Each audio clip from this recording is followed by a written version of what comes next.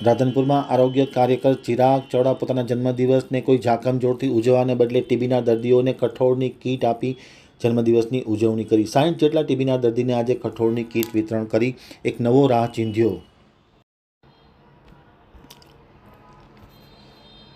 હવે જોઈએ રાધનપુર આમતક ન્યૂઝ બ્યુરોનો એક વિસ્તૃત અહેવાલ। રાધનપુરમાં ટીબીના દર્દીઓ સાથે આરોગ્ય કાર્યકર દ્વારા જન્મદિવસની ઉજવણી કરવામાં આવી હતી। ટીબીના દર્દીઓ માટે ફૂલ નહીં તો ફૂલની પાંખડી રૂપે મદદનો હેતુ પ્રસ્થાપિત કરવામાં આવ્યો હતો। રાધનપુર એસડીએચ હોસ્પિટલ ખાતે આજરોજ જન્મદિવસ નિમિત્તે રાધનપુર તાલુકાના તમામ ટીબીના દર્દીઓને કઠોળની કીટ આપી આરોગ્ય કાર્યકર ચિરાગ ચાવડા છેલ્લા 8 વર્ષથી જન્મદિવસના દિવસે ટીબીના દર્દીઓને દત્તક લે છે અને ક્યારેક તે એકસાથે કઠોળની કીટ આપી પોતાનો જન્મદિવસ ઉજવતો હોય છે।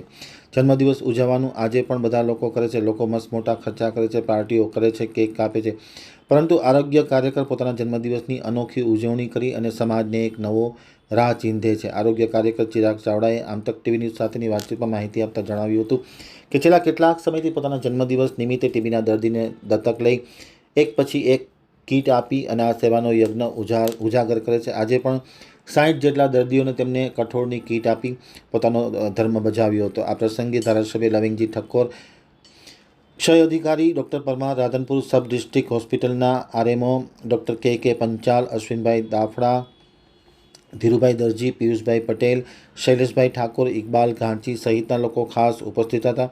એમ ચિરાગ ચાવડાએ આમતક ન્યૂઝ સાથેની વાતચીતમાં માહિતી આપતા જણાવ્યું હતું। આજરોજ મારા જન્મદિવસ નિમિત્તે ટીબીના દર્દીને કઠોળ કીટ આપીને જન્મદિવસની ઉજવણી કરી। છેલ્લા 8 વર્ષથી હું મારા જન્મદિવસની ઉજવણી કઠોળની કીટ આપીને ટીબીના દર્દી સાથે ઉજવણી કરું છું। હોટલ કે પાર્ટીમાં ખોટા ખર્ચને કરતો નથી અને સામાન્ય રીતે આ ટીબીના દર્દીને પોષણક્ષમ આહાર મળી રહે તે હેતુથી આ ટીબી દર્દીને કઠોળ કીટનું વિતરણ કરવામાં આવ્યું। આપનું નામ? મારું નામ ચાવડા ચિરાગ, આરોગ્ય કાર્યકર।